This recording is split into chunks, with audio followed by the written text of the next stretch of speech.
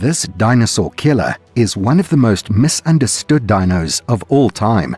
The real-life velociraptor was a dromaeosaurid theropod dinosaur that roamed the Mongolia-China border during the late Cretaceous period. Now, contrary to its cinematic portrayal, this guy was no larger than a wolf and boasted a bird-like appearance with its feathered covering. But wait, since it had feathers, does that also mean it could fly? Stick around to find out. The very first velociraptor fossil was found in 1923 during an American Museum of Natural History expedition in the Gobi Desert. This desert is in southern Mongolia and parts of northern China, and back then it was one of the most remote places on Earth, only reachable by reliable vehicles and trustworthy horses. Despite its isolation, the Gobi Desert held great potential for dinosaur fossils. Roy Chapman Andrews led this adventurous expedition into a desert area called Jadokta. In 1923, his team found the first ever nest of dinosaur eggs. During these expeditions, the team stumbled upon the velociraptor. They discovered an impressive claw alongside a complete, although crushed, skull. The claw, about 176 millimeters in length, was initially thought to belong to a different dinosaur. However, the president of the American Museum of Natural History published drawings in 1924 declaring it was a claw from a new dinosaur and named it Velociraptor mongoliensis. This translates to speedy thief from Mongolia or quick plunderer. Osborn recognized the dinosaur as a swift predator, and the name Velociraptor, a combination of Latin words meaning swift and thief or plunderer, quickly became the official name. There are two known species of Velociraptor. The first one, Velociraptor mongoliensis, was discovered in the Gobi Desert back in 1923. The second one, Velociraptor osmalskae, was identified in 2008. Now, what sets these two species apart? Well, there are many similarities, such as a large teardrop-shaped hole in their skulls. However, enough differences were found in the serration and structure of their teeth to classify Velociraptor osmalskae as a distinct species. This discovery raises interesting questions for paleontologists. Why did two different species of velociraptor develop? Well, it could be due to slight differences in plant life between the Bayan Mandahu and Jadokta formations. There's a theory that the two species lived at the same time, but were separated by some geographical barrier. The velociraptor was quite small for a dinosaur, usually measuring around 6 feet, 1.8 meters long, and weighing less than 100 pounds, 45 kilograms. Its body was streamlined and lightweight, designed for swift movements, which made it a skilled predator. With its long, narrow head and relatively large brain, it had a sleek appearance, and its snout was somewhat flat. Its jaws packed rows of sharp, jagged teeth, perfect for tearing through flesh. In 2007, scientists confirmed that Velociraptor sported feathers, adding an interesting dimension to its appearance and likely helping it regulate body temperature or display for mating. However, despite the presence of feathers, its arms were too short to facilitate flight, so it probably remained firmly grounded while chasing prey. Now, the Velociraptor was a bipedal dinosaur, meaning it walked or ran on its two hind limbs standing upright. Its legs were strong and ended with the iconic sickle-shaped claw on the second toe of each foot. This claw was incredibly flexible. Initially, scientists thought Velociraptor used this claw to slash open its prey in one swift motion. However, further studies suggest it was more likely used for stabbing and gripping its victims, similar to how modern birds of prey use their talons. The sickle-shaped claw was held high while the dinosaur moved, probably to keep it sharp and ready for action. Its forelimbs were relatively long and ended with hands capable of grasping, each sporting 3 clawed fingers. The tail, rigid due to bony rods along the vertebrae, helped Velociraptor maintain balance while running or attacking prey with its single-shaped claw. This guy's speed, agility, and lightweight build made it a formidable predator, capable of some pretty quick moves when chasing its prey. These qualities earned it the name Velociraptor, meaning quick plunderer. It primarily hunted small plant-eating dinosaurs, often launching surprise attacks from the cover of vegetation. Due to its size, it preyed on small mammals, reptiles, amphibians, and insects, opting for anything that was easy to overpower and kill. Additionally, they occasionally targeted small infant dinosaurs, like young Protoceratops, baby oviraptors, and little Prenocephalae, showcasing their opportunistic feeding habits in their local ecosystems. Like all dinosaurs, Velociraptor likely reproduced by laying eggs. It probably stayed with its nest to protect its eggs and offspring. Fossils of another meat-eating dinosaur, Oviraptor, found in a nest with eggs and young, have sparked debates among paleontologists about parental care among dinosaurs and their close relatives. The potential mating behavior of this species might have involved displays of size, gestures, vocalizations, body language, and perhaps even synchronized dances between mates.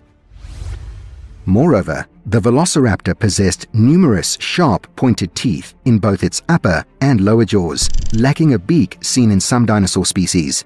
These teeth featured intimidating serrations with sharp edges on each tooth, intensifying from the front to the back of its mouth. To maintain its sharpness, Velociraptor's teeth were continually replaced throughout its life, similar to the Tyrannosaurus rex. Additionally, the teeth of the Velociraptor curved backward, providing a practical advantage for gripping prey and preventing its escape. The narrow jaws and compact build suggest a preference for smaller prey, confirming the carnivorous nature of the Velociraptor.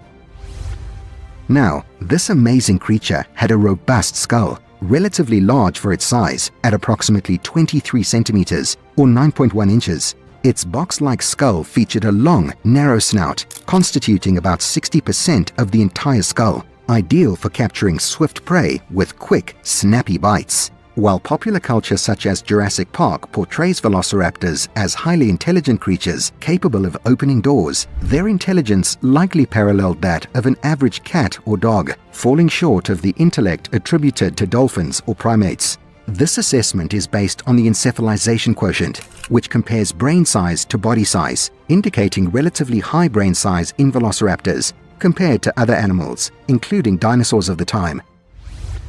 There are also indications suggesting velociraptors might have been nocturnal. This is supported by the presence of a large sclerotic ring, which is a bony ring inside the eye socket that typically accommodates enhanced night vision by allowing more light into the eye. There's research suggesting that predatory dinosaurs like velociraptors and microraptors were primarily nocturnal, with exceptions like cathameral dinosaurs, which were active in short bursts during the day. This theory aligns with the behavior of modern carnivores, most of which are nocturnal. While ongoing studies continue to reveal more about this research, it sure as heck challenges the conventional portrayal of dinosaurs hunting and living predominantly in broad daylight. In reality, the dinosaur world may have functioned around the clock. Velociraptor, along with other carnivorous dinosaurs from Central Asia during the late Cretaceous period, were adorned with fine feather-like coverings. Paleontologists have compelling evidence supporting this conclusion, and it's not exclusive to Velociraptor alone. Close relatives like Microraptor and the Congoraptor also exhibited feathers. In 2007, a Velociraptor forearm specimen revealed imprints of quills, indicating the presence of 14 long feathers extending from its second finger to its arm. These feathers likely served to regulate body temperature. Furthermore, Velociraptors might have employed their wings to shield nests, like some of our raptorosaurs found fossilized in protective positions over their eggs. Wings could also have helped manage nest temperatures and facilitate quick maneuvers, generating speed on inclines through negative lift. Feathers might have also been used for display purposes, potentially attracting mates, similar to modern birds. Now, while velociraptors possessed fused wishbones and collarbones, resembling those of modern birds, their wings weren't suitable for flight due to their symmetrical nature and insufficient size to support the dinosaur's body weight. But there are some studies that suggest velociraptors may have had ancestors capable of flight. However, they probably lost this ability through evolution. This scary little dino came equipped with a lengthy tail, and it probably utilized this feature to maintain stability while running at high speeds. The tail, comprised of rigid fused bones, acted as a stabilizing mechanism during the velociraptor's pursuits and hunts. Contrary to the traditional belief that the tail was inflexible, a recent specimen displayed intact vertebrae arranged in an S shape, suggesting a degree of flexibility. With muscular legs and its impressive tail, estimates suggest that the velociraptor could reach speeds of 40 kilometers per hour, or 24.85 miles per hour in short bursts. This velocity surpassed that of humans and its potential prey, adding a formidable aspect to its hunting prowess. However, it's noteworthy that while Velociraptor was swift, It did not hold the title of the fastest dinosaur. Ornithomimosaurs, likely running in a manner similar to ostriches, are estimated to have achieved speeds of 70 kilometers per hour or 43 miles per hour. There is minimal evidence supporting the idea that velociraptors or any dromaeosaurs engaged in pack hunting. The concept of pack behavior in hunting is a sophisticated behavior observed in very few mammals, as mammals in general are considered intelligent. The common depiction in paleo art of large dinosaurs being instantly besieged by groups of Deinonychus is not well supported. The basis for this notion comes from a bone bed where several Deinonychus individuals were found grouped together, apparently feeding on a deceased Tenontosaurus. This could indicate group hunting, but it's also possible that the prey animal died from other causes and unrelated Deinonychus opportunistically gathered to feed. Considering the nature of these dinosaurs, the latter scenario seems more plausible.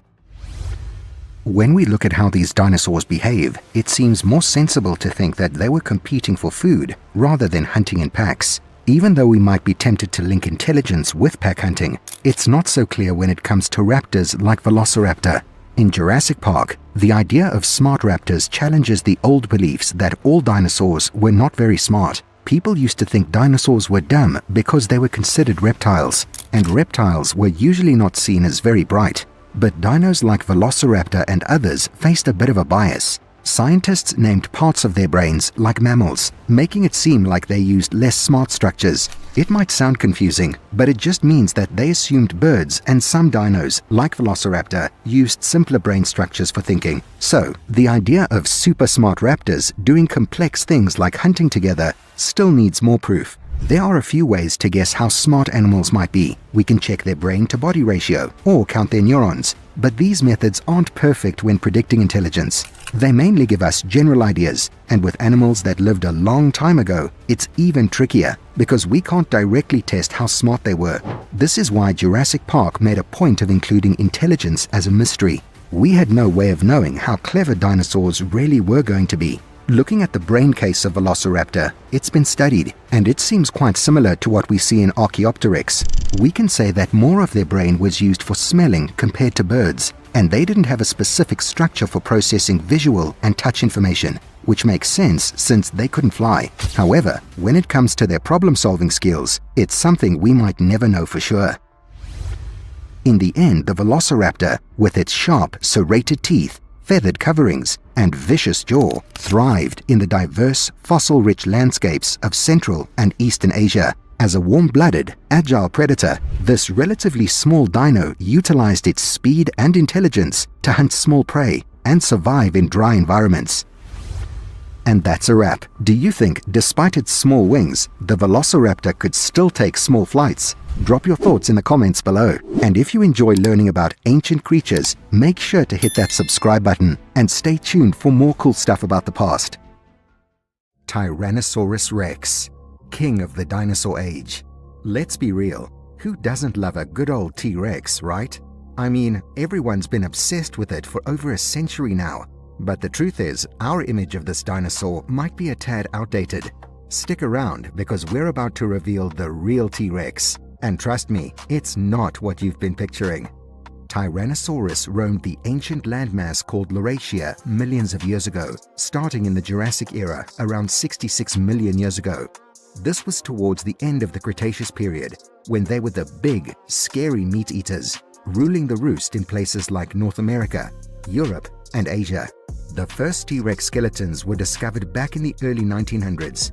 But fast forward to the 70s when there was a dinosaur renaissance, and suddenly T-Rex was seen with a horizontal spine, flat back, and tail in the air. Basically, not the Godzilla-style pose we all grew up with. But, and there's always a but, many paleo artists are still sketching T-Rex with the old-school upright posture. However, more than 100 years of digging up dino bones has taught us some pretty different things, including the fact that this gigantic creature could even swim. The first nearly complete skeleton of this amazing creature was discovered back in 1902 by a paleontologist named Barnum Brown in Hell Creek, Montana, USA. Brown and his gang were pretty hardcore. They used dynamite as their tool of choice to blast through the rocks around Big Dry Creek stream. And it was no walk in the park. Scorching temperatures hitting a crazy 43.3 degrees Celsius, 110 degrees Fahrenheit, and not a tent in sight to escape the blazing sun. But hey, hard work pays off, right? They hit the jackpot with not one, but 3 T-Rex individuals, including 2 almost complete skeletons. Now, one of these impressive finds is proudly on display at the American Museum of Natural History. Now, the name Tyrannosaurus rex was coined by a guy named Osborne back in 1905. The name is a mashup of Greek and Latin, meaning tyrant lizard and king, respectively. So, it's basically the king of the tyrant lizards. Quite the title, honestly. T-Rex had some famous cousins too, like Albertosaurus and Giganotosaurus. Scientists have stumbled upon about 20 T-Rex skeletons, although most are partial. But there's this one gem named the dueling dinosaurs, an almost complete adolescent T-Rex tangled up with a Triceratops. If we look at the fossil records, these tyrannosaurs evolved over a whopping 100 million years. That's a long time.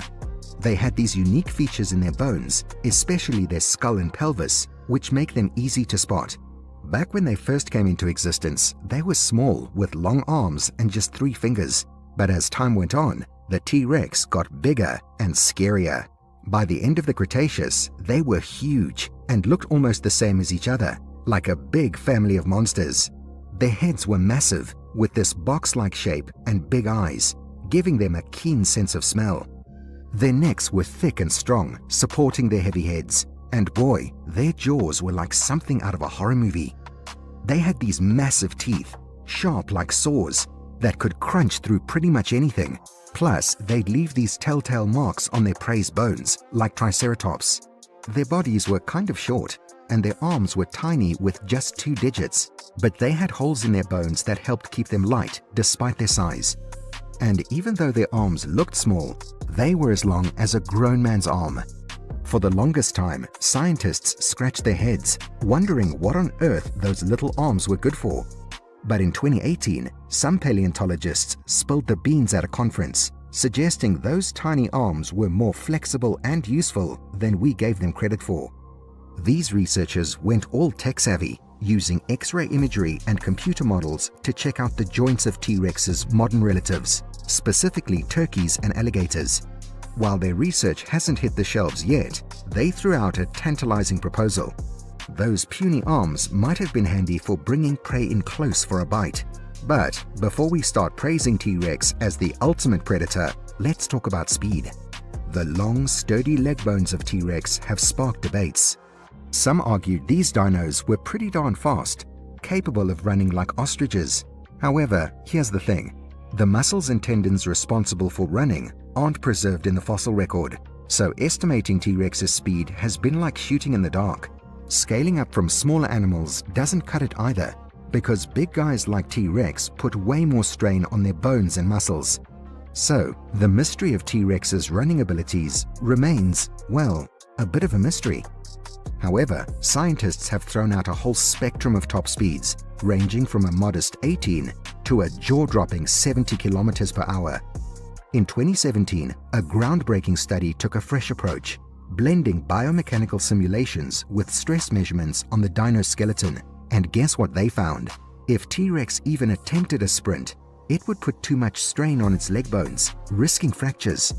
So, instead of a full-blown sprint, T-Rex was probably limited to a brisk walk or a birdie sort of jog, maxing out at around 30 kilometers per hour.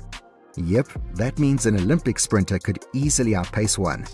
A little quick sidestep about the Tyrannosaurus ontogeny. There are no mid-sized predators. It just goes straight from dromaeosaurs like Dakotaraptor right up to Tyrannosaurus, which is weird until scientists worked out that Tyrannosaurus take almost as long to grow up as humans do, reaching adolescent size and then plateauing there for 10 years or so before turning into the huge, gnarled adults. So Tyrannosaurus was the mid-sized predator of the Hell Creek Formation. The younger individuals hunted smaller animals, and then they grew up and changed niches to hunt large edmontosaurs and triceratops, which is wild, but not for long. Tyrannosaurus rex had an average lifespan of around 28 years. Back in the day, the landscape looked quite different from what we see now. The current dry and grassy areas were probably more of an open woodland and a Louisiana floodplain when the T-Rex was living. And coming to the weather, it was warmer back then, with lots of flowering plants blooming. T-Rex wasn't a loner either. In fact, it lived in a bustling community with all sorts of dinosaurs, mammals, and insects.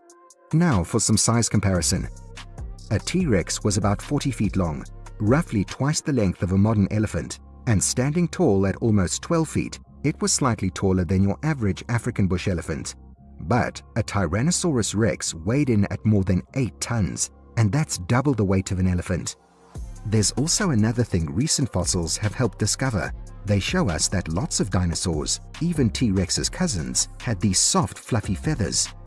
Back in 2004, they found Dilong paradoxus, a little T-Rex relative, having some basic feathers. Then, in 2012, they uncovered Eutyrannus, which was a massive feathered dino, totally changing our ideas. We used to think only the little dinos needed feathers for warmth, but Eutyrannus flipped that script. Suddenly, we're thinking all tyrannosaurs, even big old T-Rex, might have been fluffy.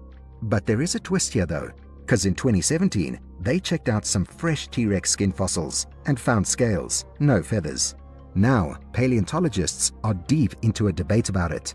Maybe baby T-Rex were fluffy, who knows, but they most probably had more of a leathery, scaly look. Now here's one thing you should know about the T-Rex's tail. It was stiff and pointed, and it would wag from side to side when the big guy was on the run. Some scientists think it helped with balance. You see, the T-Rex had this massive head, and to stay agile and make quick turns, that tail must have played a crucial role in counterbalancing angular momentum. Now, let's talk about that impressive jaw. It measured a whopping 4 feet, or 1.2 meters long, and the lower jaw had some flexibility to it. T-Rex had 50 to 60 thick, conical, serrated teeth. They came in various sizes, with some as small as 3 to 6 inches, or 8 to 16 centimeters long, while others reached a staggering 13 inches, or 33 centimeters. And get this, T-Rex could actually grow its teeth back. It took about 2 years for a replacement tooth to grow inside the jaw, alongside the root of the current tooth. The front teeth were D-shaped and great for gripping prey. Scientists even suspected that T-Rex could crunch through bones, and they weren't wrong. Fossil discoveries of T-Rex poop showed bits of bones in there. When it comes to bite power, its powerful jaws and teeth could exert up to 6 tons of pressure. That's enough to crush a car in half with just one bite. It's pretty solid evidence that T-Rex was practically built for bone crunching. This ultimate carnivore could devour a staggering 500 pounds or 230 kilograms of meat and bones in a single bite. Now, let's crunch some numbers to see how much food a 6-ton T-Rex would need daily. To put it in perspective, an African bush elephant weighing between 2 to 7 tons munches on around 70,000 calories per day.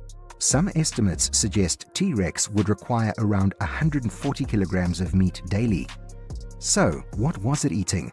Well, it likely went after herds of horned and duck-billed dinosaurs. But it was also an opportunist, munching on anything from carcasses to unfortunate T-Rexes. Now, when T-Rex locked onto its prey, it went into attack mode, holding that lower jaw wide open. Its bite was so intense that its teeth could crush through bones immediately. When facing larger prey, it would use its colossal feet and claws to immobilize the victim.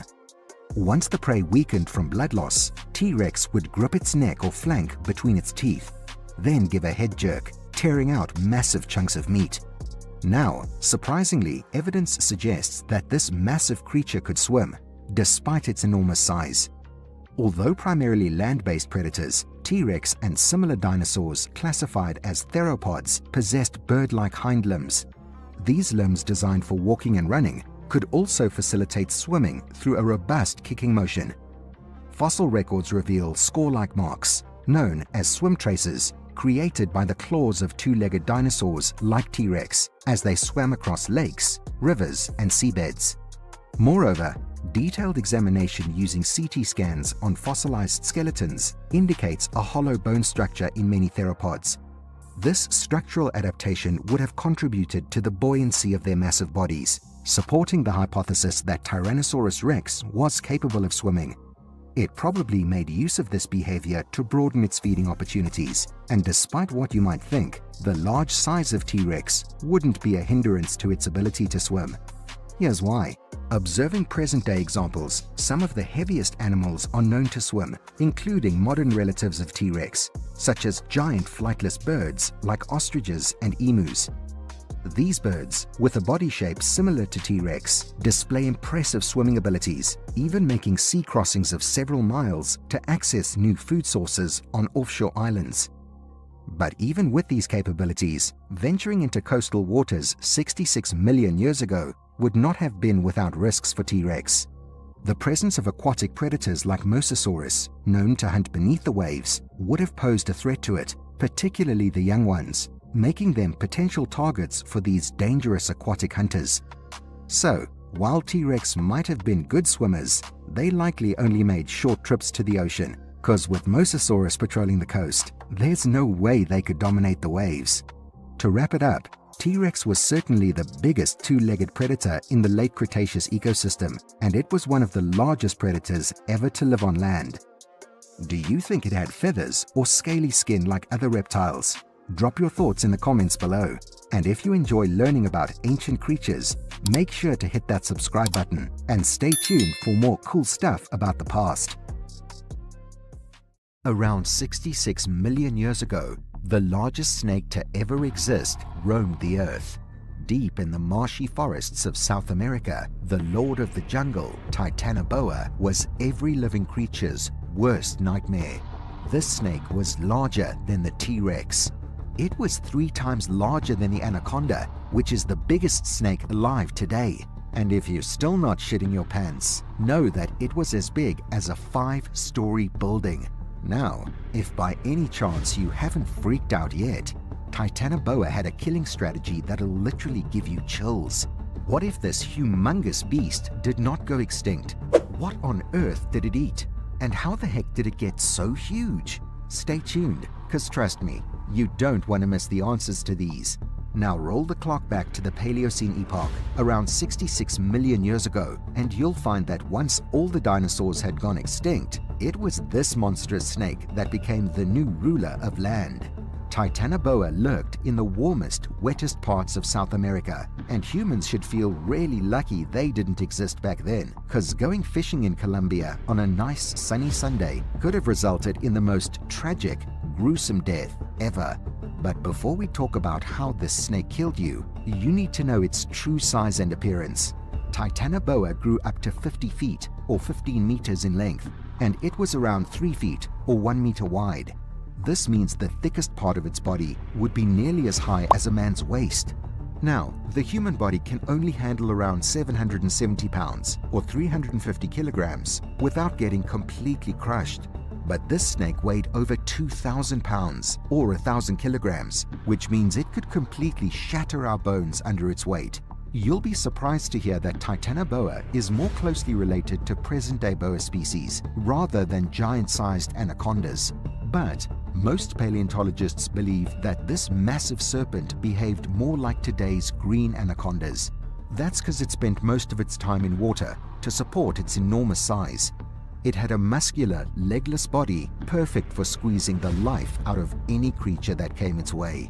Now, these snakes didn't carry venom, but their strong jaws and large mouth cavity helped them dislocate and swallow prey whole, even if the victim's body was larger than the snake's head.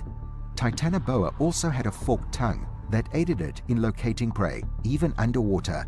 As for its skin, it was so thick that you could describe it as damn near bulletproof. Its color was either brownish or grayish, and that's perfect, as it camouflaged it well in the muddy rivers of the tropical rainforests where it flourished. But what about when it wasn't underwater? These snakes had fairly small scales and really stretchy skin, which made it easy for them to move around on land. Now, all these adaptations were really important because Titanoboa had to share their habitat with other enormous species, like 13-foot crocodiles and 8-foot turtles. I'll tell you more about this later. These massive snakes lived in the hot tropical rainforests of South America. But luckily for them, they appeared once all the carnivorous predatory dinosaurs, such as Tyrannosaurus rex, were safely dead. Due to their massive size and weight, these snakes likely spent most of their time in the numerous rivers of their habitat. Similar to large sharks or whales, the water would have provided buoyancy for its heavy body. One shocking fact about Titanoboa is that it may have been able to hold its breath underwater for up to an hour. That said, paleontologists have yet to discover any animal brave enough to challenge a fully grown Titanoboa. But on the other hand, this serpent itself took on anything in its way. The only question is, how did it kill its prey? Just like Megalodon, Titanoboa was a solitary hunter, as its size allowed it to hunt effectively alone. It would only interact with others of its kind during mating season. It used infrasound to hunt, meaning it was attracted to low-frequency noise and vibrations. That made it less likely to attack still or silent prey. But once it did lock onto a target, Titanoboa would go in for the kill, striking and squeezing its prey so tight they couldn't breathe, then swallowing them whole. When dealing with small prey, like humans, Titanoboa could gulp them down quickly without needing to squeeze, but when hunting larger prey of similar size to itself, it would use its immense strength to constrict the prey until it couldn't breathe. And if the Titanoboa ever had to defend itself against a predator, it used its tail like a whip to attack them. Gosh, it'd suck to get hit by one of those. Now let's talk about what these guys ate. While green anacondas are famous for devouring capybaras, pig-sized rodents that love water, along with smaller relatives of American alligators and huge turtles, Titanoboa liked something bigger.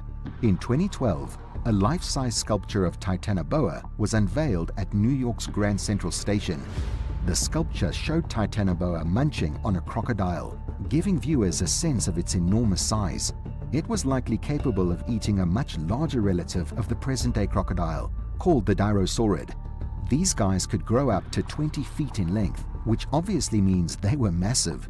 And that's a good thing, because so was Titanoboa. It couldn't live off eating smaller prey alone, because that would require it to hunt a whole lot in order to fill its tummy. So, it went for larger prey that it could swallow and then continue digesting it for months. This meant it likely ate 3 to 4 times per year. But of course, crocodiles weren't the only thing on its menu.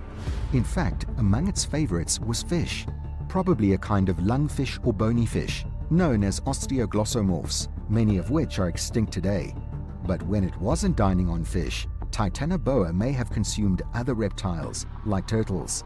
And let me tell you, it was more than capable of taking down even a 300-pound kitchen table-sized turtle. Now that you know how overpowering this gigantic snake was, let's talk about how it became so huge. Firstly, back when it existed, the Earth was much warmer, which made it easier for reptiles to get bigger since their bodies rely on the temperature around them. I'll explain how in a minute. Secondly, Titanoboa mainly consumed large water creatures, like fish and crocs, which were plentiful in its habitat. Of course, having no shortage of food, it could easily grow massive in size. Plus, in a world with lots of big meals and not many enemies, being huge gave Titanoboa a leg up in hunting and getting what it needed to survive. And lastly, the warm weather probably helped its body work more efficiently, making it easier to stay big. Now, just so you know, Titanoboa isn't like the snakes we see today. It belonged to an extinct family of snakes called Matsoidae. Now, if you're thinking, why don't we have snakes as big as Titanoboa in today's South American rainforests? The reason lies in the climate of South America around 60 million years ago. It was much hotter than it is now. This matters because creatures like Titanoboa, being cold-blooded, rely on the environment for their body temperature. Unlike warm-blooded animals that regulate their temperature internally, cold-blooded reptiles can only grow to a certain size before their metabolism slows down too much for them to function properly, especially when it comes to eating. In today's equatorial regions, where temperatures are high, we find the largest snakes. They reach their maximum size given the conditions they live in. To create even larger snakes, we'd need to significantly increase temperatures. Titanoboa likely grew to its immense size because temperatures back then could have been up to 10 degrees Fahrenheit warmer than they are now. Now this raises the question, could future global warming lead to larger snakes appearing on Earth? Theoretically, yes, it's possible, but in reality, it's unlikely. That's because creating such large snakes would require suitable habitats, which are disappearing due to human activities, especially in biodiverse tropical regions. Other than that, human interference and the rapid pace of modern global warming compared to the gradual warming of the past make it a lot less likely for snakes like Titanoboa to reappear on our planet. But hey, you should be grateful for that, because imagine the roof of your house fell in one day and this massive snake dropped down. What could you possibly do to escape it? Pretty much nothing. If you're thinking you could outrun this guy because it's so heavy, it probably couldn't move fast, well, you couldn't be more wrong. While dragging all that meat around couldn't have been easy for this mega snake, it was really freaking fast for something its size, especially underwater. Titanoboa was capable of reaching speeds up to 50 miles per hour, which is a little slower than a cheetah, but it would have been slower on land, where it actually had to carry its body weight. Now let's talk about where and how this snake was first discovered. There's a place in the lowland tropics of northern Colombia, about 60 miles from the Caribbean coast, called Callejón. It's one of the world's richest fossil deposits, offering a glimpse into the past when dinosaurs had just disappeared. 60 million years ago, this place was a vast, swampy jungle, much hotter and wetter than today. It was full of gigantic plants and animals, including turtles with shells the size of manhole covers, massive crocodile relatives, and lungfish several times larger than those found in the Amazon today. But guess what else lurked in its swampy jungles? Yep, the Titanoboa. And that's exactly where its first fossils were discovered too. In 2009, scientists found the fossils of 28 Titanoboa snakes in the Callejón coal mines in Colombia. They were discovered during an expedition led by Jonathan Block from the University of Florida and Carlos Jaramillo from the Smithsonian Tropical Research Institute. The name Titanoboa means titanic boa, and the species name, Keratogenisis, comes from the Callejón coal mine where the fossils were found. Lastly, one can't help but wonder why this monstrous beast disappeared from the planet. The exact reason for Titanoboa's extinction remains pretty much unknown, but two theories have been proposed. Firstly, climate change likely played a role in their disappearance. As global temperatures decreased, smaller snakes became more favorable, gradually replacing larger reptiles like Titanoboa. The rapid cooling made it challenging for Titanoboa to regulate their metabolic processes. Secondly, habitat change also contributed to their extinction. The reduction of rainforests and the emergence of grasslands altered the environment, leaving Titanoboa without suitable habitats. This left them with only one choice, which was to disappear and make room for smaller snakes to thrive. In the end, it's safe to say that Titanoboa stands as one of the most magnificent creatures to have ever roamed the earth. This colossal serpent, measuring up to 50 feet in length and weighing over a ton, ruled the tropical rainforests of South America and was for sure the lord of the jungle. Its sheer size and power, combined with its ability to hunt both on land and underwater, made it the undisputed apex predator of its time. Titanoboa's existence really makes you think how incredibly diverse the ancient ecosystems were. And that's a wrap. Do you think Titanoboa could also climb trees in a manner similar to modern snakes? Drop your thoughts in the comments below. And if you enjoy learning about ancient creatures, make sure to hit that subscribe button and stay tuned for more cool stuff about the past. This dinosaur had a neck longer than the city bus you take to work every day. Xinjiang Titan might just be one of the longest sauropods ever to roam this land. And boy, the earth must have shaken when it moved. These majestic creatures boasted one of the longest necks ever seen in a land-dwelling animal from the Triassic or Jurassic period, and if you'd like to know what they did with it, stick around. Back in 2013, a group of cool scientists led by Wu Wenhao introduced us to Xinjiang Titan Shanchinesis. They named it after Xinjiang, the place in China where they dug up its bones in 2012, and threw in Titan because, you know, it's a giant. Now, the specific name Shanchinesis comes from the place it was found, Shanshan, named after the ancient Shan kingdom. This amazing creature is known for its main fossil, SSV12001, which is a partial skeleton, but still in pretty good shape, displaying the first two caudal vertebrae, the last two cervical vertebrae, all dorsal and sacral vertebrae, some ribs, a chunk of its left leg, and even the pelvis bones. Despite a bit of erosion, this dinosaur's fossils gave us a fantastic peek into its world and how it was built. In the sauropod family tree, Xinjiang titan takes its place as the sister taxon of Mamenchisaurus, and interestingly, it stands as the sole member of the family Mamenchisauridae. Yep, Xinjiang titan and Mamenchisaurus share a family bond. In fact, when you peek into their family album, you'll notice that Xinjiang titan and its cousin share a bunch of features with Diplodocids. Think of it like having similar facial features passed down through generations. They both have a standout circumferential process on the pubic bone, relatively short hind limbs, and a caudally developed fourth trochanter on the femur. Just to give you an idea of how big this dinosaur was, the series of its dorsal vertebrae alone measured a whopping 372 centimeters. The thigh bone stretched out to 165 centimeters, and the shin bone was 98 centimeters long. Now, for the grand reveal. Xinjiang titan's estimated length ranged from 29.8 to 32 meters, 98 to 105 feet. These giants were towering creatures, standing at about 56 feet, 17 meters tall. That's seriously ginormous.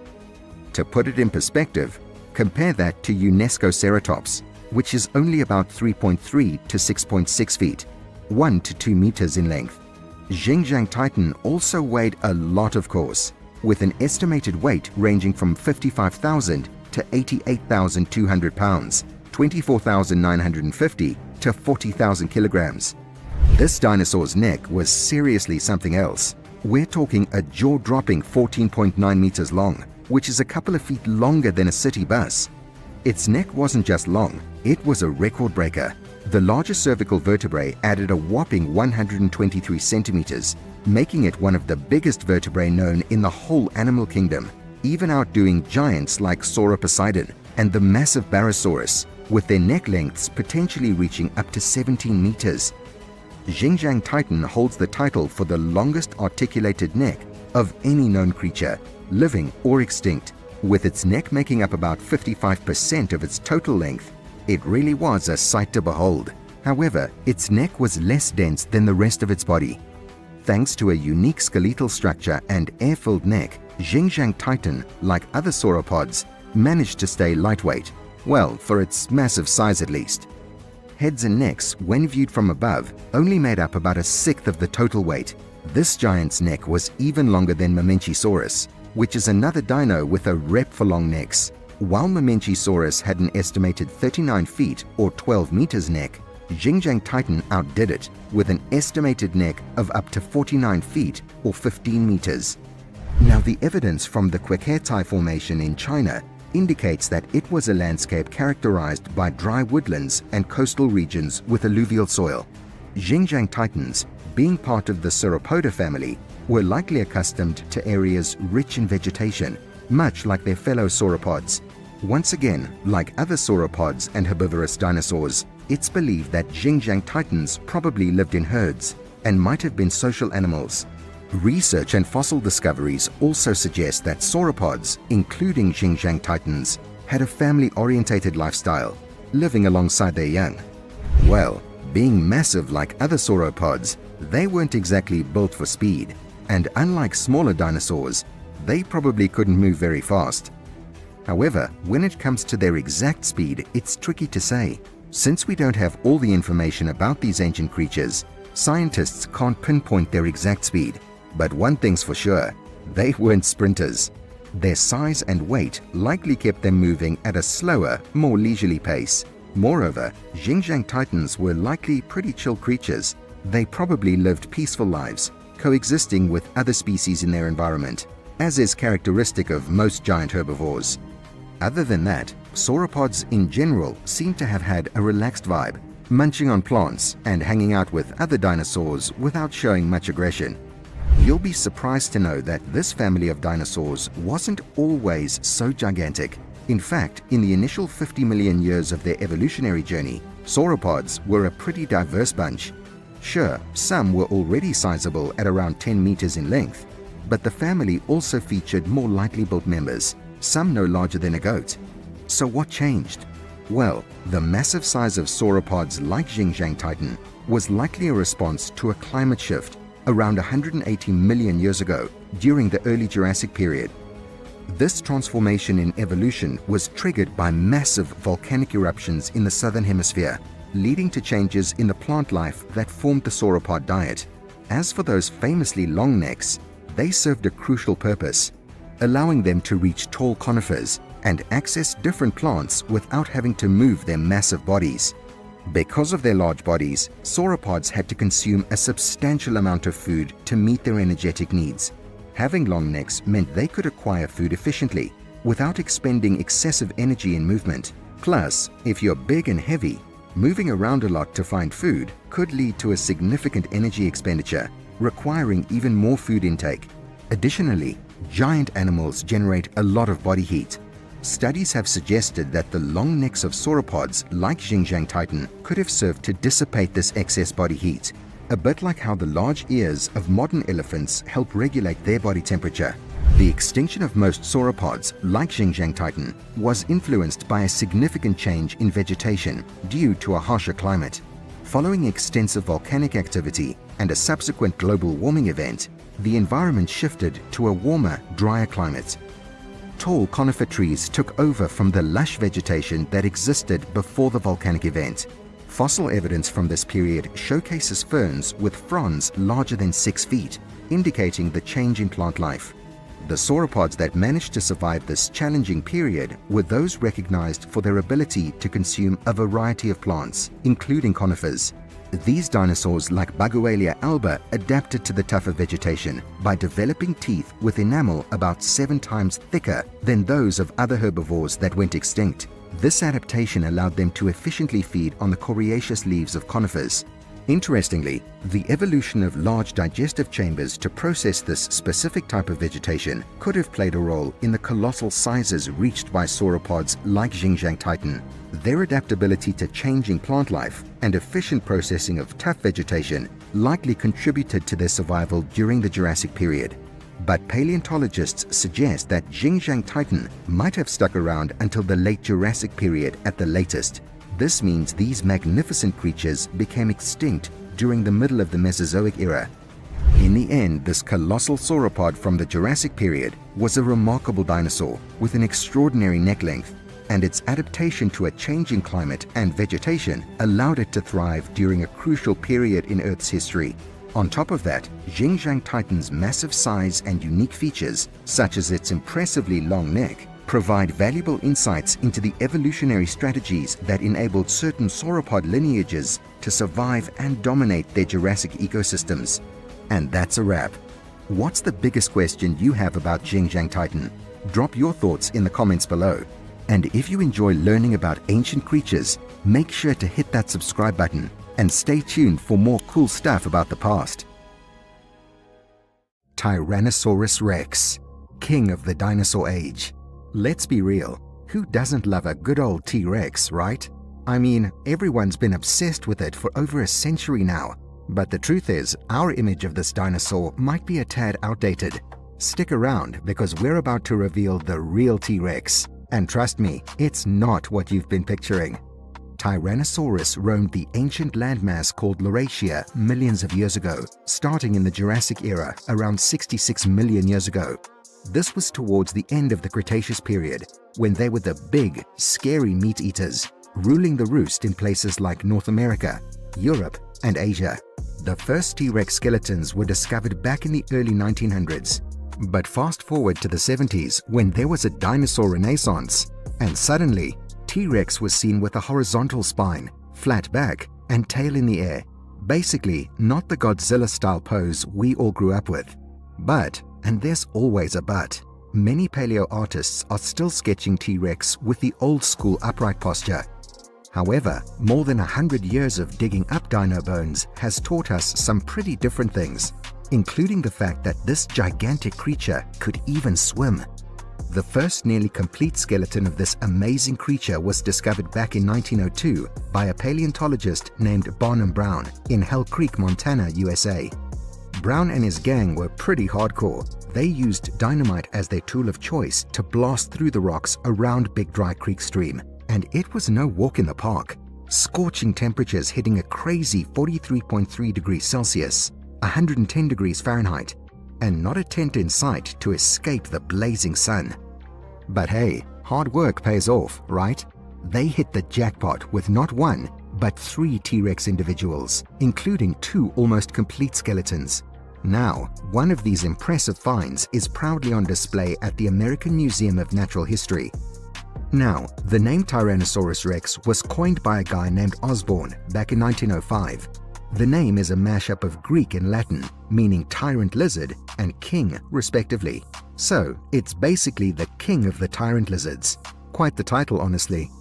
T-Rex had some famous cousins too, like Albertosaurus and Giganotosaurus. Scientists have stumbled upon about 20 T-Rex skeletons, although most are partial. But there's this one gem named the dueling dinosaurs, an almost complete adolescent T-Rex tangled up with a Triceratops. If we look at the fossil records, these tyrannosaurs evolved over a whopping 100 million years. That's a long time. They had these unique features in their bones, especially their skull and pelvis, which make them easy to spot. Back when they first came into existence, they were small with long arms and just 3 fingers. But as time went on, the T-Rex got bigger and scarier. By the end of the Cretaceous, they were huge and looked almost the same as each other, like a big family of monsters. Their heads were massive, with this box-like shape and big eyes, giving them a keen sense of smell. Their necks were thick and strong, supporting their heavy heads, and boy, their jaws were like something out of a horror movie. They had these massive teeth, sharp like saws, that could crunch through pretty much anything. Plus, they'd leave these telltale marks on their prey's bones, like Triceratops. Their bodies were kind of short, and their arms were tiny with just 2 digits, but they had holes in their bones that helped keep them light despite their size. And even though their arms looked small, they were as long as a grown man's arm. For the longest time, scientists scratched their heads, wondering what on earth those little arms were good for. But in 2018, some paleontologists spilled the beans at a conference, suggesting those tiny arms were more flexible and useful than we gave them credit for. These researchers went all tech-savvy, using X-ray imagery and computer models to check out the joints of T-Rex's modern relatives, specifically turkeys and alligators. While their research hasn't hit the shelves yet, they threw out a tantalizing proposal. Those puny arms might have been handy for bringing prey in close for a bite.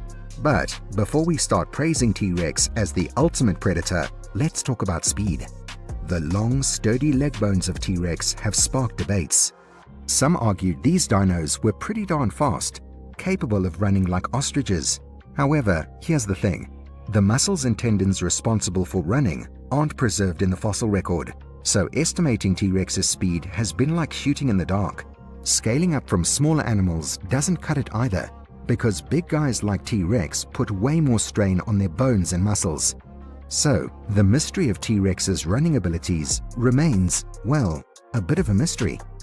However, scientists have thrown out a whole spectrum of top speeds, ranging from a modest 18 to a jaw-dropping 70 kilometers per hour. In 2017, a groundbreaking study took a fresh approach, blending biomechanical simulations with stress measurements on the dino skeleton. And guess what they found? If T-Rex even attempted a sprint, it would put too much strain on its leg bones, risking fractures. So, instead of a full-blown sprint, T-Rex was probably limited to a brisk walk or a birdie sort of jog, maxing out at around 30 kilometers per hour. Yep, that means an Olympic sprinter could easily outpace one. A little quick sidestep about the Tyrannosaurus ontogeny. There are no mid-sized predators. It just goes straight from dromaeosaurs like Dakotaraptor right up to Tyrannosaurus, which is weird until scientists worked out that Tyrannosaurus take almost as long to grow up as humans do, reaching adolescent size and then plateauing there for 10 years or so before turning into the huge, gnarled adults. so Tyrannosaurus was the mid-sized predator of the Hell Creek Formation. The younger individuals hunted smaller animals, and then they grew up and changed niches to hunt large edmontosaurs and triceratops, which is wild, but not for long. Tyrannosaurus rex had an average lifespan of around 28 years. Back in the day, the landscape looked quite different from what we see now. The current dry and grassy areas were probably more of an open woodland and a Louisiana floodplain when the T-Rex was living. And coming to the weather, it was warmer back then, with lots of flowering plants blooming. T-Rex wasn't a loner either. In fact, it lived in a bustling community with all sorts of dinosaurs, mammals, and insects. Now for some size comparison. A T-Rex was about 40 feet long, roughly twice the length of a modern elephant, and standing tall at almost 12 feet, it was slightly taller than your average African bush elephant. But a Tyrannosaurus rex weighed in at more than 8 tons, and that's double the weight of an elephant. There's also another thing recent fossils have helped discover. They show us that lots of dinosaurs, even T-Rex's cousins, had these soft, fluffy feathers.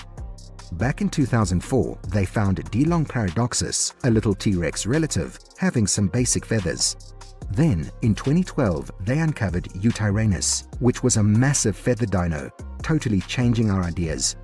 We used to think only the little dinos needed feathers for warmth, but Yutyrannus flipped that script. Suddenly, we're thinking all tyrannosaurs, even big old T-Rex, might have been fluffy. But there is a twist here though, because in 2017, they checked out some fresh T-Rex skin fossils and found scales, no feathers.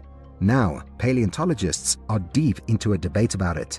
Maybe baby T-Rex were fluffy, who knows, but they most probably had more of a leathery, scaly look. Now here's one thing you should know about the T-Rex's tail. It was stiff and pointed, and it would wag from side to side when the big guy was on the run. Some scientists think it helped with balance. You see, the T-Rex had this massive head, and to stay agile and make quick turns, that tail must have played a crucial role in counterbalancing angular momentum. Now, let's talk about that impressive jaw. It measured a whopping 4 feet, or 1.2 meters long, and the lower jaw had some flexibility to it. T-Rex had 50 to 60 thick, conical, serrated teeth. They came in various sizes, with some as small as 3 to 6 inches, or 8 to 16 centimeters long, while others reached a staggering 13 inches, or 33 centimeters. And get this, T-Rex could actually grow its teeth back. It took about 2 years for a replacement tooth to grow inside the jaw, alongside the root of the current tooth. The front teeth were D-shaped and great for gripping prey. Scientists even suspected that T-Rex could crunch through bones, and they weren't wrong. Fossil discoveries of T-Rex poop showed bits of bones in there. When it comes to bite power, its powerful jaws and teeth could exert up to 6 tons of pressure. That's enough to crush a car in half with just one bite. It's pretty solid evidence that T-Rex was practically built for bone crunching. This ultimate carnivore could devour a staggering 500 pounds or 230 kilograms of meat and bones in a single bite. Now, let's crunch some numbers to see how much food a 6-ton T-Rex would need daily. To put it in perspective, an African bush elephant weighing between 2 to 7 tons munches on around 70,000 calories per day. Some estimates suggest T-Rex would require around 140 kilograms of meat daily. So, what was it eating? Well, it likely went after herds of horned and duck-billed dinosaurs. But it was also an opportunist, munching on anything from carcasses to unfortunate T-Rexes. Now, when T-Rex locked onto its prey, it went into attack mode, holding that lower jaw wide open. Its bite was so intense that its teeth could crush through bones immediately. When facing larger prey, it would use its colossal feet and claws to immobilize the victim. Once the prey weakened from blood loss, T-Rex would grip its neck or flank between its teeth, then give a head jerk, tearing out massive chunks of meat. Now, surprisingly, evidence suggests that this massive creature could swim, despite its enormous size. Although primarily land-based predators, T-Rex and similar dinosaurs classified as theropods possessed bird-like hind limbs. These limbs, designed for walking and running, could also facilitate swimming through a robust kicking motion. Fossil records reveal score-like marks, known as swim traces, created by the claws of two-legged dinosaurs like T-Rex as they swam across lakes, rivers, and seabeds. Moreover, detailed examination using CT scans on fossilized skeletons indicates a hollow bone structure in many theropods. This structural adaptation would have contributed to the buoyancy of their massive bodies, supporting the hypothesis that Tyrannosaurus rex was capable of swimming. It probably made use of this behavior to broaden its feeding opportunities, and despite what you might think, the large size of T-Rex wouldn't be a hindrance to its ability to swim. Here's why. Observing present-day examples, some of the heaviest animals are known to swim, including modern relatives of T-Rex, such as giant flightless birds like ostriches and emus. These birds, with a body shape similar to T-Rex, display impressive swimming abilities, even making sea crossings of several miles to access new food sources on offshore islands. But even with these capabilities, venturing into coastal waters 66 million years ago would not have been without risks for T-Rex. The presence of aquatic predators like Mosasaurus, known to hunt beneath the waves, would have posed a threat to it, particularly the young ones, making them potential targets for these dangerous aquatic hunters. So, while T-Rex might have been good swimmers, they likely only made short trips to the ocean, because with Mosasaurus patrolling the coast, there's no way they could dominate the waves. To wrap it up, T-Rex was certainly the biggest two-legged predator in the late Cretaceous ecosystem, and it was one of the largest predators ever to live on land. Do you think it had feathers or scaly skin like other reptiles? Drop your thoughts in the comments below. And if you enjoy learning about ancient creatures, make sure to hit that subscribe button and stay tuned for more cool stuff about the past. Could any prehistoric creature have gone against the T-Rex? T-Rex fan or not, you'd probably say no. And you'd be wrong. And no, this creature was not another dinosaur, which makes it all the more terrifying. In fact, it was something more than a dinosaur, far exceeding even the T-Rex in weight. Deinosuchus, literally translating to terrible crocodile, was anything but a slow aquatic creature. Despite living in a time period when huge dinosaurs roamed the lands and the seas, this massive beast made all of them think twice before invading its territory. And you can see why that'd happen once you take a look at its physical appearance. Estimates of Deinosuchus's size vary, but scientists believe it was between 26 to 33 feet, or 8 to 10 meters long, and weighed around 5,500 to 12,000 pounds, or 2.5 to 5 metric tons. Some huge specimens even suggest it could have reached up to 39 feet, or 12 meters, and weighed as much as 18,700 pounds, or 8.5 metric tons. That's a lot heavier than a T-Rex. Apart from the size though, one of the most striking features was its skull. It was broad, inflated at the front, and had 2 holes in the premaxilla, which truly made it unique among its kind. To this day, we don't know the exact function of these holes. As for the size of its skull, it could reach up to 5.5 feet, or 1.7 meters long, about the same size as the skull of a Spinosaurus. The teeth were thick and robust, with those at the back of the jaw being shorter and rounded, perfect for crushing rather than piercing. So yeah, it just wasn't built to give its prey a chance. And if Deinosuchus wasn't already terrifying enough, it also had its back covered in large, deeply pitted osteoderms, which are bony plates that provide extra protection. These osteoderms literally made its back look like a tank's armor. All these features made it look a lot like a crocodile, but you should know that it's actually more closely related to alligators.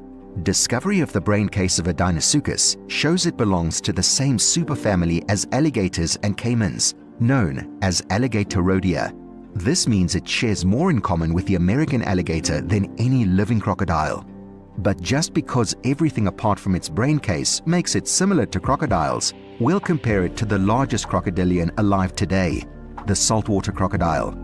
And trust me, Deinosuchus made it look like a baby. Saltwater crocs are big, but they're only about a quarter of the size of the biggest Deinosuchus, and much like its size, everything about Deinosuchus was huge, even its bite force. Deinosuchus had a bite that could make you shiver, and it all makes sense once you look at its skull and teeth in detail. Apart from its skull, which was not only huge, but also super dense and strong, Deinosuchus had 22 incredibly robust teeth, each about the size of a banana. The teeth near the back of its jaws were short, rounded, and blunt, perfect for crushing large bones. Those closer to the rear jaw, though, were shorter and rounded, and weren't used for piercing like the other teeth. This suggests its bite was not only powerful, but also very durable, capable of smashing through tough prey with ease. But what exactly was its bite force? A study claimed Deinosuchus could deliver a maximum bite force of over 100,000 newtons, nearly double that of a T-Rex. This would make Deinosuchus one of the most powerful biters ever. While this bite alone would have been the utter end of many animals, Deinosuchus didn't rely on it alone. For a creature from the Cretaceous, it was quite intelligent, which is obvious from its preying tactics. Deinosuchus was a master ambusher, much like modern crocodiles. It'd lie in wait near the water's edge, ready to pounce on any unsuspecting dinosaur or other animals that came too close.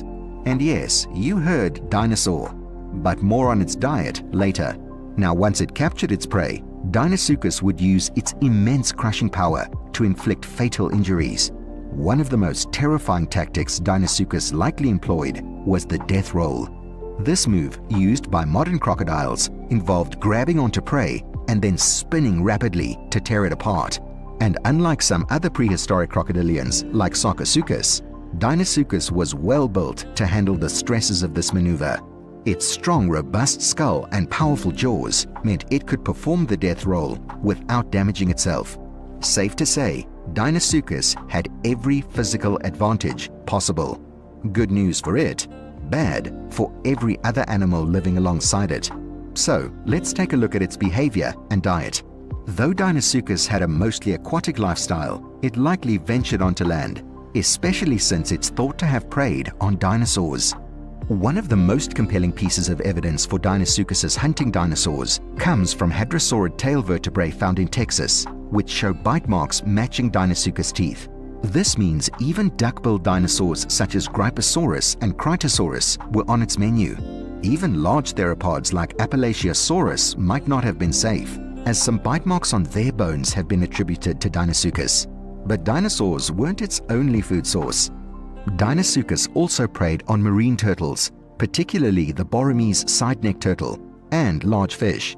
Its teeth, especially the robust flat ones near the back of its jaws, could straight up crush turtle shells. This indicates that Deinosuchus had a diverse diet, varying by location. The smaller Deinosuchus in eastern North America likely fed on a mix of marine turtles, large fish, and smaller dinosaurs. The larger Deinosuchus in Texas and Montana, though, might have specialized in hunting bigger dinosaurs, making it the deadliest predator in its region. But the question is, if this croc was so big it could even take on dinosaurs, how was it discovered as a crocodile in the first place? Well, the terrible crocodile story starts way back in 1858, when American geologist Ebenezer Emmons found 2 huge fossil teeth in Bladen County, North Carolina. No one could have imagined that these would belong to a crocodile because of the sheer size. And so, he mistook the teeth for a plesiosaurs, which was a 32-foot or 10-meter long apex ocean predator. It wasn't until the early 1900s that things started to get clearer. Fossil osteoderms, which are bony skin plates, were discovered in Montana, but even those were thought to belong to an armored dinosaur called Euoplocephalus. But the real breakthrough came when W.J. Holland put all the pieces together in 1909. He realized these fossils were not from a dinosaur or a marine reptile, but from a gigantic prehistoric crocodile, and naturally he named it Deinosuchus, literally meaning terrible crocodile. As more Deinosuchus fossils were found in the 40s and 50s, they started to really see how horrifying this predator would have been. The American Museum of Natural History even created a plaster model of its skull and jaw to show what it might have looked like. This model was a bit oversized though, and based more on modern crocodiles than alligators, which is a huge mistake that we'll be talking about in a while. Still, it helped people imagine just how massive Deinosuchus was. Coming to today, Scientists think Deinosuchus looked a lot like a giant alligator, but only 3 times the size of the ones we see today. And if you're wondering how it got to the size it did, you just have to look at its growth rate. Deinosuchus grew at a pretty slow rate, taking about 35 years to reach its massive adult size. This slow growth was tracked through rings on its osteoderms, the bony plates embedded in its skin. These rings are just like the growth rings in trees, showing how the animal grew year by year. It's thought that Deinosuchus got so huge because it lived a long time, not because it grew quickly. This is different from dinosaurs which grew fast, reached maturity early, and had shorter lifespans. This did not mean younger Deinosuchus were to be taken lightly. See, the osteoderms did more than just track growth. They also provided serious armor. These big, heavy plates ran down Deinosuchus's back, giving it great protection from attacks. Plus, they were attachment points for connective tissue, making Deinosuchus strong and able to move efficiently on land despite its size. This armor, combined with its other powerful traits, made Deinosuchus an apex predator to the point that its presence might have affected the size of other creatures in its environment, especially theropods. In the areas it lived, no theropods grew as large as Deinosuchus. This suggests that Deinosuchus was the apex predator, outcompeting other large predators and possibly even limiting their size. Its slow, steady growth allowed it to live long, almost up to 50 years, and dominate its habitat, seeing several generations of dinosaurs come and go. That's also one of the reasons Deinosuchus ruled an entire continent. So next up we have its habitat and distribution. This beast roamed the Earth around 82 to 73 million years ago during the late Cretaceous period. Fossils of this massive crocodilian have been found across a wide range in North America, showing its extensive habitat and distribution. Deinosuchus fossils have been discovered in at least 10 US states, including Utah, Montana, Wyoming, New Mexico, Georgia, Mississippi, New Jersey, Alabama, North Carolina, and Texas. Some remains have also been found in northern Mexico and possibly other areas, suggesting an even broader range. And in case you're wondering how it spread over such a wide range of habitats, it's actually quite simple. Wherever Deinosuchus went, it had literally zero threat, as shown by its interaction with other species. Given its primarily aquatic lifestyle, it most likely didn't cross paths with many terrestrial animals unless they ventured near the water's edge. Those that did, however, definitely became prey for this massive predator. Deinosuchus lived in habitats abundant with turtles such as Boromys, Denizinimes, and Neuranculus. These turtles, along with bony and cartilaginous fish, provided plenty of food in the water, making it unnecessary for Deinosuchus to hunt on land frequently. However, when it did, small ornithischian dinosaurs were likely targets, and even larger dinosaurs could fall victim if they came too close. In areas like the Kaiparowitz Formation, Deinosuchus lived alongside various theropods. These carnivorous dinosaurs were common, but they didn't pose much of a threat to Deinosuchus due to their size and aquatic advantage. But one of its most interesting potential interactions was with mosasaurs. These giant marine reptiles, some as large as Deinosuchus, shared the waters with the crocodilian. Although no direct evidence of interactions between Deinosuchus and mosasaurs has been found, it's plausible they encountered each other. Both were formidable predators, dominating their respective environments. Deinosuchus also coexisted with a variety of other dinosaurs, like ceratopsians, hadrosaurs, and ankylosaurs. It inhabited regions rich in life, from freshwater lakes and rivers to coastal estuaries, and possibly even ventured into deeper marine waters. All of this just begs one question. If Deinosuchus was so invincible, what exactly happened to it? This terrible crocodile mysteriously vanished about 73 million years ago, well before the mass extinction event that wiped out the dinosaurs. But what exactly caused their extinction remains a mystery. Unlike many other prehistoric creatures, Deinosuchus didn't disappear because of a sudden catastrophe. Its size could and could not have been a factor. On one hand, other large predators survived for a long time after Deinosuchus vanished. But at the same time, Deinosuchus wasn't just big. It lived longer, grew slowly, and ate a lot. So even if other predators weren't a fair match for him, they were still competitors for food. Deinosuchus shared its world with numerous other formidable creatures, including large theropod dinosaurs and marine reptiles like mosasaurs.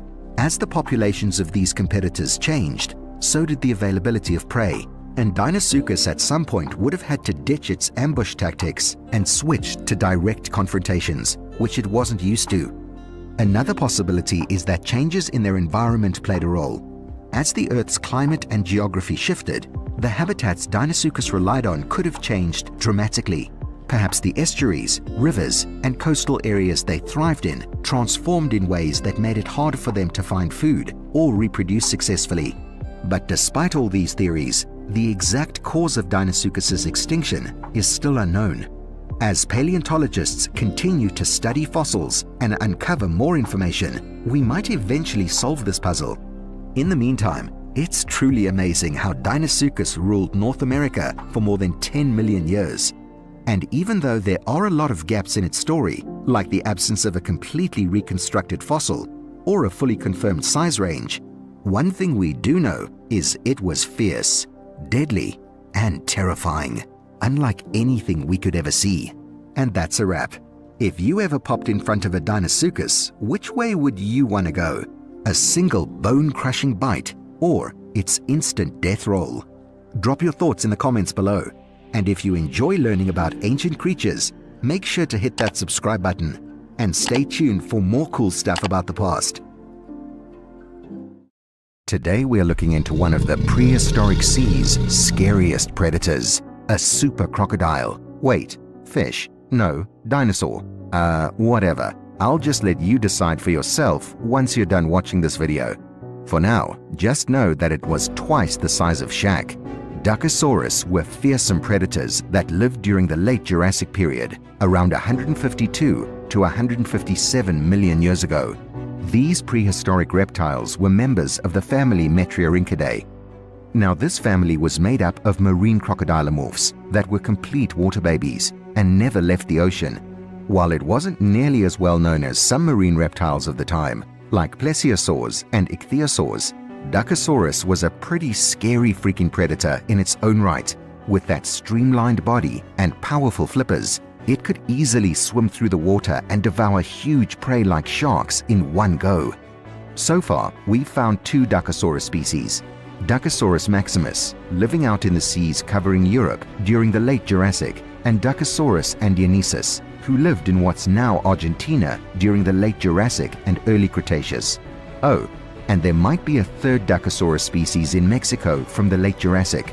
Some other Metriorhynchus used to be thought of as Duckosaurus species, but now they've got their own names, Plesiosuchus and Torvonistus. So what did the Duckosaurus look like? Well, this might freak you out a little bit, but bear with me. Imagine a creature that looks like a mix between a crocodile and a fish. At first glance, it might seem like a crocodile, but take a closer look and you'll notice its shark-like tail fluke and flippers. That's Duckosaurus, a unique crocodiliomorph with serrated teeth, and it was most definitely a reptile that loved the open ocean. Honestly, it's a pretty fascinating combo of traits. Even though Duckosaurus is part of the crocodiliomorph family, it looks more like a fish than a typical crocodile, but it does share some similarities with modern crocodiles. For one, they both have big skulls and long bodies. But Duckosaurus has a shorter, taller snout, serrated teeth, and a slightly different body shape compared to your regular crocodile. These features make it stand out among other marine reptiles, which usually have long snouts and sharp teeth for catching fish. But if you want to know what really makes it stand out from its modern crocodile cousins, this one's it. Instead of regular limbs, Duckosaurus evolved flippers, turning them into speedy swimmers. They had tall dorsal fins and fluke tails, both working together to propel these amazing creatures through the water. But that's not all that's different. While your typical crocodile has tough, armored skin with thick scales, Duckosaurus had the smooth and scaleless look. Yes, they were pretty sleek. In terms of size, Duckosaurus was no small fry. Estimates put it at 4 to 5 meters, 13 to 16.4 feet in length, which is twice the size of not just Shaq, but also Andre the Giant. It weighed in at around 200 to 275 kilograms, 441 to 606 pounds. Pretty darn hefty, innit? But if we check out other members of Dakosaurus's gang, the Geosaurini, we find that it wasn't the only big marine crocodile swimming in the late Jurassic waters. In fact, it seems like there was a bit of a size trend going on between them. Take Torvanistus, for example. It's about the same size as Dakosaurus, measuring 4 to 4.7 meters, 13 to 15.4 feet in length, and tipping the scales at 275 kilograms, 606 pounds. But it had a longer snout and smaller teeth compared to Dakosaurus. Then there's Tyrannonistus, keeping it in the family with a length of roughly 4 to 5 meters, 15 to 16.5 feet. It's like the sibling that's right there in size. Not too big, not too small. And finally, the smallest one among them is Geosaurus, measuring just 2.5 to 3 meters, 8.2 to 9.8 feet long, and weighing in at 80 kilograms, 176 pounds. While crocodiles today are mostly semi-aquatic, living in freshwater environments like wetlands and rivers, some do venture into brackish or saltwater. Dakosaurus, however, was a different story. It likely embraced a fully aquatic lifestyle, navigating the ancient seas with its flipper-like limbs and shark-like tail fluke. Scientists believe it couldn't move on land at all, which meant it likely spent its entire life submerged. Apart from that, crocodiles have sharp teeth for piercing and holding prey, but Dakosaurus had a different set, lateriometally compressed serrated teeth. This tooth structure efficiently cut through large prey, letting Dakosaurus easily tear flesh, unlike crocodilians that use a death roll. Interestingly, this tearing lizard had the largest but fewest teeth among metriorhynchids. But then again, that's typical of a species adapted to regularly prey on large animals. Research has revealed that Dakosaurus may actually have been the world's first suction predator. It probably had a jaw mechanism creating pressure inside that literally sucked prey in whole. This unique combination of features led scientists to nickname Dakosaurus a mix of killer whale and Tyrannosaurus. Now, what was on the menu for this incredible creature? The answer is sharks, and lots of them. Another thing about Dakosaurus is that they had skull chambers that looked like extra nostrils, but they were far from being that. These chambers actually housed salt glands, responsible for secreting excess salt. For Dakosaurus, living entirely in saltwater, these salt glands were crucial for its survival. Now, modern crocodiles also have salt glands, but theirs are smaller and located on their tongues. However, it's doubtful that Dakosaurus and crocodiles inherited their salt glands from a common ancestor, mainly because the first members of their groups lived in freshwater. In fact, it's a bit of a mystery whether metriorhynchids and their branch of Crocodilomorpha, Thalattosaucia, share a semi-aquatic ancestor with crocodiles. They might have independently evolved their love for water and some crocodilian-like traits separate from the terrestrial Crocodilomorph lineage. What do you think? Man, we've got to talk about their skulls next. These guys had a unique skull compared to other metriorhynchids. While most had long, low skulls for quick underwater movement, Dakosaurus had a shorter, wider, and taller skull, giving it a dinosaur-like appearance, especially in Dakosaurus andianensis, which is actually nicknamed Godzilla. However, the skull of Dakosaurus maximus was in between Dakosaurus andianensis and typical metriorhynchids. This deep skull allowed for a powerful bite, but created more drag, explaining its rarity among marine predators. Now, the life cycle of fully aquatic reptiles like Dakosaurus is pretty hard to crack, and here's why I say that. Typically, reptiles reproduce sexually by laying eggs, a process that involves leaving the water. So, how did they reproduce? Well, scientists think Dakosaurus might have evolved to be viviparous, meaning it gave birth to live babies. They compare it to ichthyosaurs, which also gave live birth. Another reptile, Caecosaurus, might have been oviviparous, where the eggs formed inside until ready to hatch. But Dakosaurus probably didn't lay eggs on land. Fossils show a pregnant Dakosaurus mom giving birth to a baby with small paddle-like limbs, just like adults. This strongly suggests live birth. No nesting sites for Dakosaurus have been found, supporting the idea that they gave birth to live young. Still, we're not sure how long they were pregnant, how fast the babies grew, or if the parents took care of them, so there's a lot left to discover. But for now, let's talk about the things we do know, like their interactions with other species. When it comes to the aquatic world, the competition and prey of the formidable Dacosaurus depended on the specific sea in question. The paleofauna in Europe differed from that in South America. In Europe, Dacosaurus likely shared its aquatic home with fellow predators such as Geosaurus giganteus, Cricosaurus suvicus, and Brachiosaurus gracilis. The survival strategy for this diverse group of predators was niche partitioning, where each species evolved to utilize its environment in a way that allowed coexistence and prevented the extinction of competing species. For instance, Cricosaurus suvicus and Brachiosaurus gracilis, with their elongated snouts, were likely specialized in feeding on fish. Brachiosaurus might have targeted smaller fish, while Cricosaurus suvicus could have been a more versatile feeder. On the other hand, Steniosaurus, another crocodiliform in the mix, might have been a slower swimmer, relying on ambushing prey. This niche partitioning extended to the two top predators, Dacosaurus and Geosaurus. Their teeth revealed different capturing techniques and probably different prey preferences. Dacosaurus had large, serrated teeth, while Geosaurus had blade-like teeth. The exact prey these predators went after remains unknown, but the European shallow seas were teeming with fish and marine creatures. Fossil evidence from the Vaca Muerta Formation in South America, particularly in Argentina, also points to niche partitioning. Cricosaurus and Geosaurus fossils were found, indicating a similar coexistence strategy. Another South American metrionychid, Puranosaurus, adds to the mix, although its ecological niche remains poorly studied. Argentinian waters were likely rich in ichthyosaurs, pterosaurs, and reptiles. Interestingly, Dacosaurus is often depicted in pursuit of an ichthyosaur called Capullosaurus, suggesting it might have been one of its potential prey items.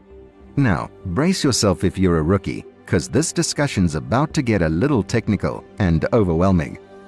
This is how the Dacosaurus evolved.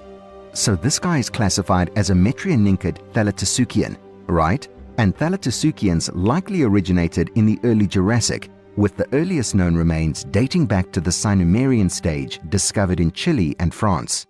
However, the officially recognized earliest members of the Thalattosuchia suborder are Turnasuchus reptiles, from the Pliensbachian stage of the early Jurassic. Turnasuchus already had somewhat elongated jaws, and its successor's jaws became even more elongated, with some characteristics considered ancestral traits of the Teleosaurus.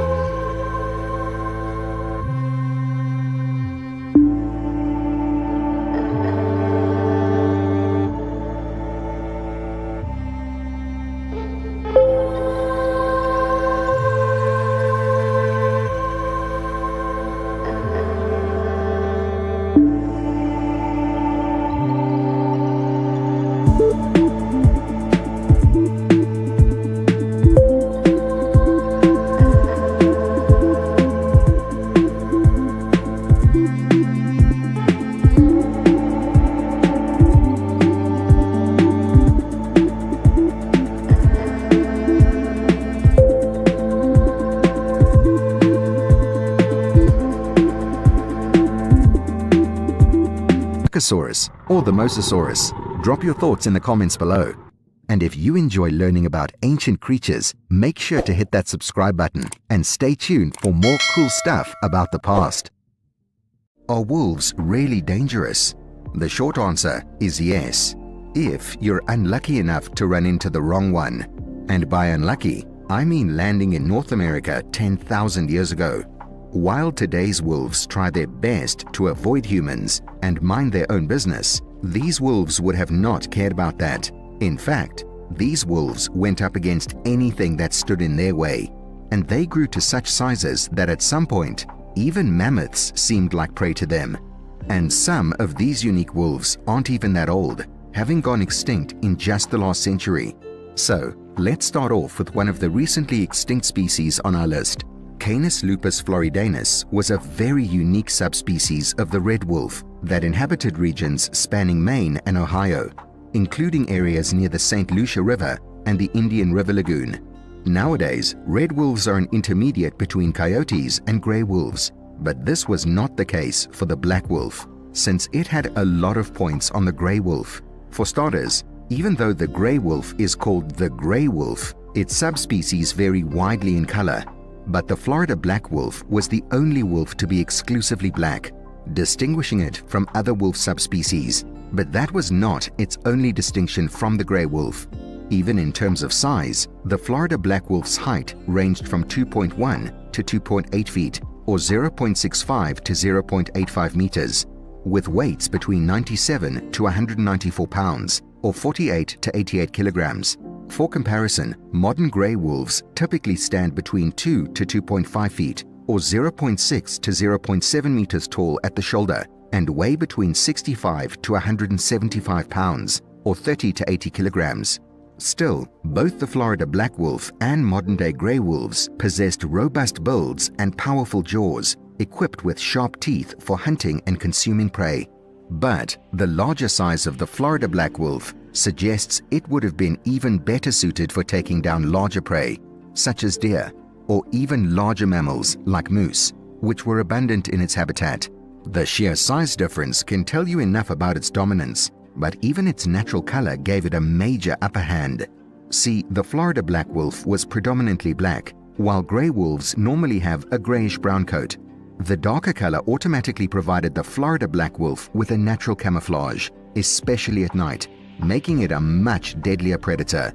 Unfortunately, the species went extinct in 1934 due to the crowding out of its habitat and hunting. But hey, at least the humans got to see this beautiful animal. I can't say the same for the next wolf on our list. And trust me, it's a good thing humans didn't run into this one. Canis armbruster was a wolf that hunted all over North America during the Pleistocene, approximately 1.8 to 0.3 million years ago.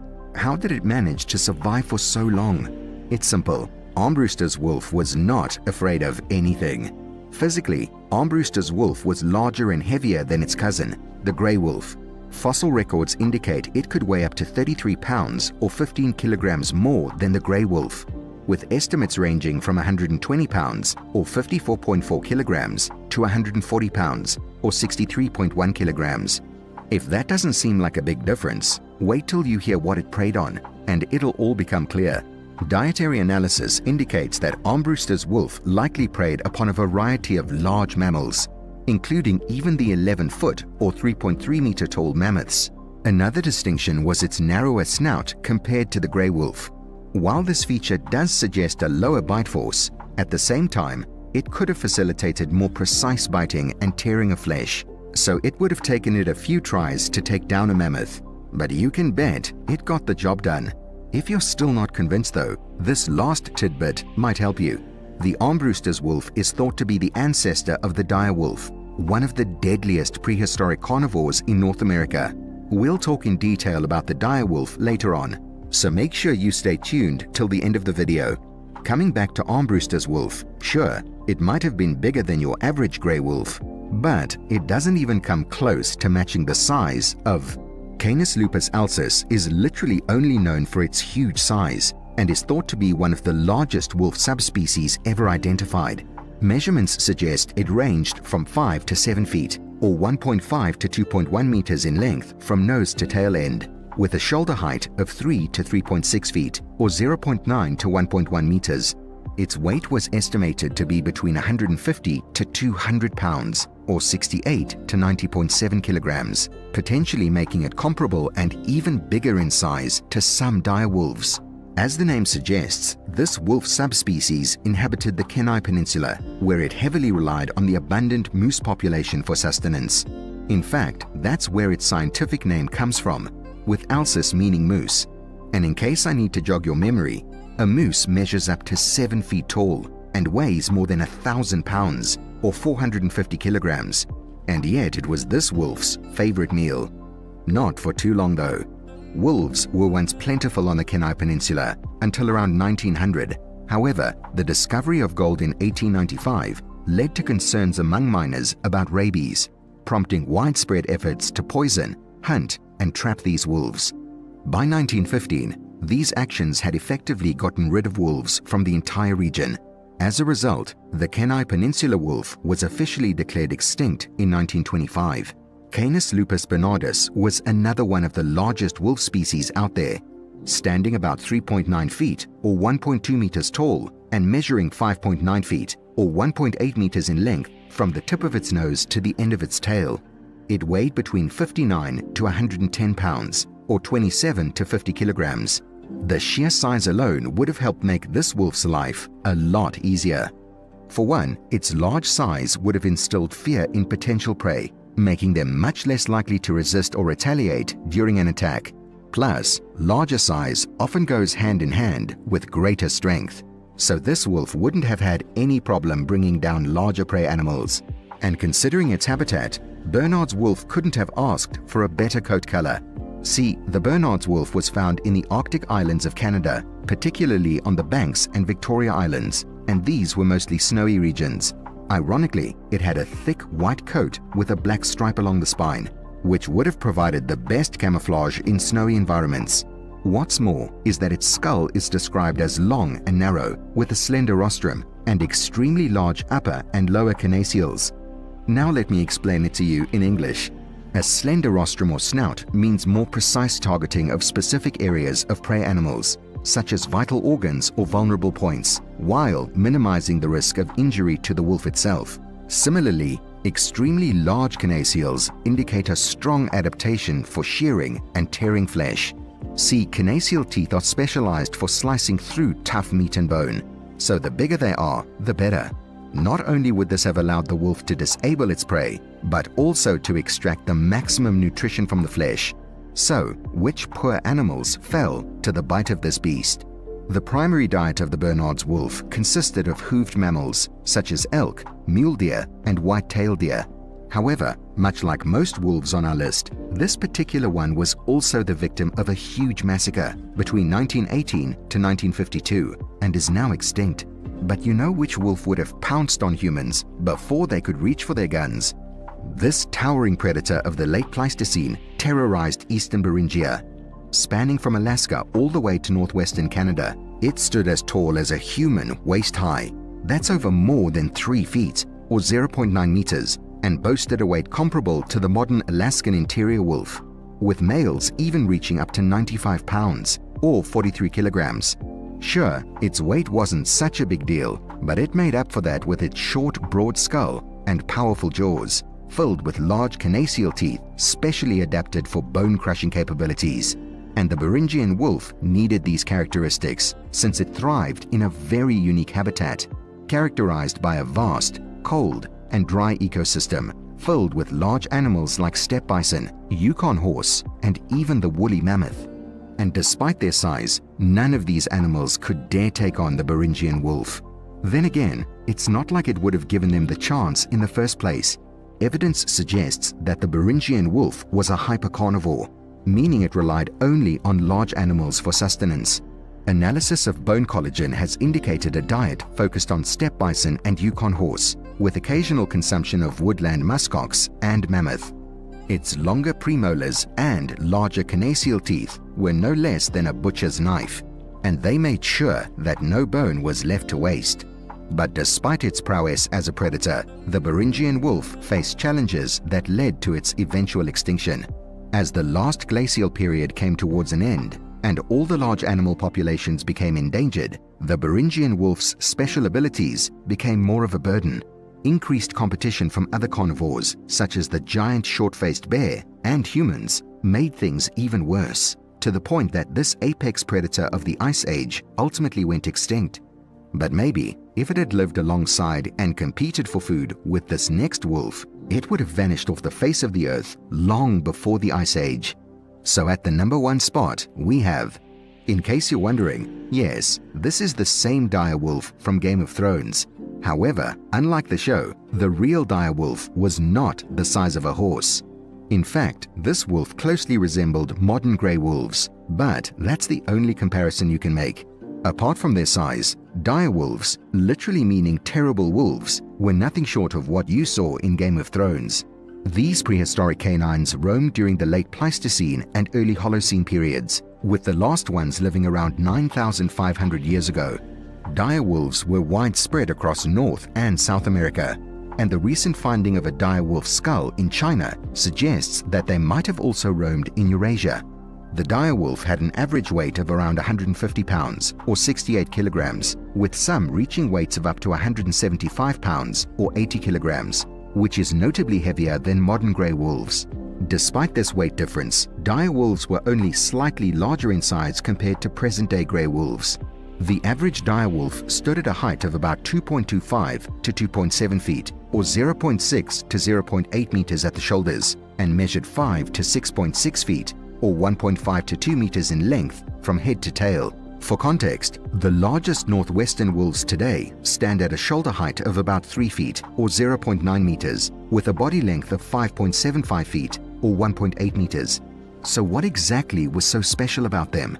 Apart from their immense weight and smaller height, which gave dire wolves an incredibly stocky build, their skulls could reach lengths of up to 12 inches or 30 centimeters. They also had larger teeth, so large that they'd be visible from the outside, kinda like the saber-toothed cats. And these long canines and molars were specifically designed for crushing bones and consuming the tough carcasses of their prey. In fact, their bite force has been estimated to be over 1,200 psi, which is even more than that of a grizzly bear's. Based on the large size of this prehistoric wolf, experts have estimated that they most likely targeted prey within a size range of about 660 to 1,320 pounds, or 300 to 600 kilograms. This includes huge mammals like camels, bison, western horses, and even mammoths. Plus, since other Pleistocene hypercarnivores such as the American lion and Smilodon had a very similar diet, the dire wolves, despite being much smaller than these beasts, would have gone toe-to-toe with them. And from the looks of it, they might have even won. Well, just for a short period of time. Over 9,000 years ago, most large herbivorous species in the Americas perished, probably due to overexploitation by newly arrived humans and changing climate conditions. With their primary food sources disappearing, dire wolves also faced extinction, because these beasts could not have survived on rodents and deer. They were literally born to take on the biggest prey out there. And that's a wrap. Which one of these extinct wolf species impressed you the most? Drop your thoughts in the comments below.